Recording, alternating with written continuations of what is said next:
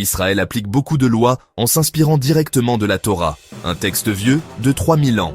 Mariage civil, interdit pour les Juifs. Transport public, interdit dans certaines villes le samedi. Certaines décisions politiques, justifiées par les écrits religieux.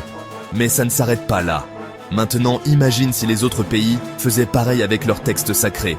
Bible appliquée littéralement. Interdiction du divorce. Femme soumise. Châtiment d'un autre temps. Coran appliqué à 100%. Loi religieuse pour tous. Différence homme-femme inscrite dans le droit. Libertés individuelles réduites. Textes hindous au pouvoir. Caste rétablie. Droits liés à la naissance. Religion imposée dans tous les domaines. On serait loin d'un monde libre. En Israël, certaines forces politiques utilisent la Torah pour justifier la possession de terres. Des colons s'installent en Cisjordanie en affirmant que Dieu a donné cette terre aux Juifs. Le territoire palestinien se réduit année après année.